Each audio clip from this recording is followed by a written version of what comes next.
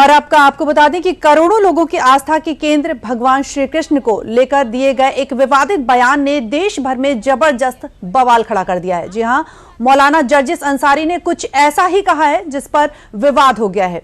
इनका एक video viral हुआ है जिसमें वो कहते हुए सुनाई दे रहे हैं कि श्री कृष्ण मुस्लिम थे, नमाज पढ़ते थे, और इस बयान के सामने आते ही हिंदू संगठनों और संत समाज में भारी आक्रोश फैल गया है।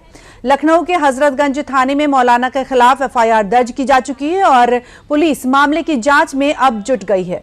पुलिस अब मौलाना जर्जिस अंसारी की तलाश में है।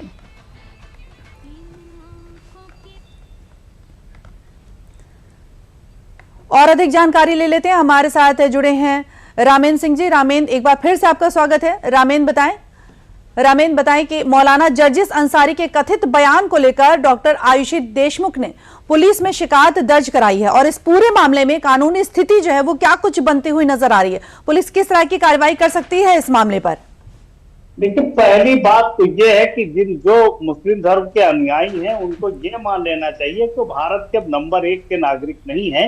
सनातन संस्कृति पहले है और बाकी चीजें बाद में। बिल्कुल। अगर उनको लगता है कि औरंगजेब, बाबर या अकबर का समय है तो उससे नीचे उतरना चाहिए। जो लगातार मौलाना कहते रहे कि हम तो आक्रांता हैं, हम तो ये भारत के हमने जीता है, हमने यहाँ युद्ध लड़े हैं और जीत के लिया है, तो उस संस्कृति से बाहर आना चाहिए। ये जो बयान है उसी संस्कृति का पार्ट है। उनको लगता है कि चाहे राम के खिलाफ जो बोले, चाहे कृष्ण के खिलाफ जो बोले, और ये भारत के लोग कुछ नहीं कहेंगे। तो वो संस्कृति से इनको बाहर आने की जरूरत है। हाँ, राजनीतिक विवाद जरूर थोड़ा सा खड़ा हुआ है कि यदुकुल वंशज जो सपा प्रमुख है वो कहते हैं कि हम तो यदुकुल हैं, हम तो कृष्ण के वंशज हैं, और उनका ना बोलना थोड़ा सा राजनीतिक रूप से पीड़ा दे रहा है और लोगों को थोड़ी नाराजगी भी है।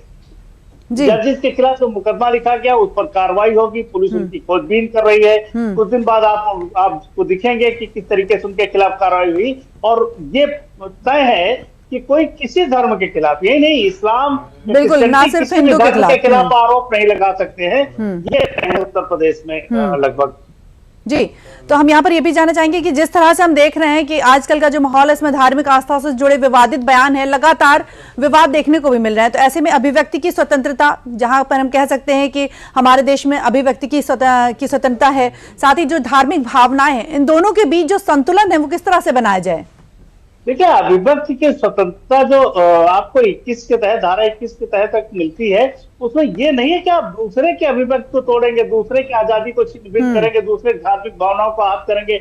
अभिव्यक्ति की आजादी आपके अपने लिए है कि आप अगर कोई कुछ कहना चाहते हो, लोकतंत्र सरकार के खिलाफ कहना चाहते हो, बाकी जगहों के खिलाफ कहना चाहते हो, अपनी कोई अभिव्यक्ति है तो कहना चाहते हो, वो कहिए, लेकिन उससे दूसरे की धार्मिक भावनाएं आप नहीं होनी चाहिए। कोई राष्ट्र के विरोध में वो नहीं होनी चाहिए, किसी धर्म के विरोध में नहीं होनी चाहिए। तो ये चीज तो ध्यान रखनी चाहिए। राष्ट्रीय अभिव्यक्ति का सवाल नहीं है, धार्मिक आस्था तोड़ने का सवाल है, और जिसके लिए वो दंड के भागी हैं। उत्तर प्रदेश में भी और भारत में इसके लिए कानून है। तो अगर ऐसा किए हैं तो उसका इनको पछतावा होगा। बिल्कुल, आपने रामेन सही कहा कि अभिव्यक्ति की स्वतंत्रता तो है, लेकिन किसी की भावनाओं को आहत आप नहीं कर सकते। बहुत बहुत धन्यवाद तमाम जानकारियां देने के लिए रामेन, बहुत बहुत धन्यवाद।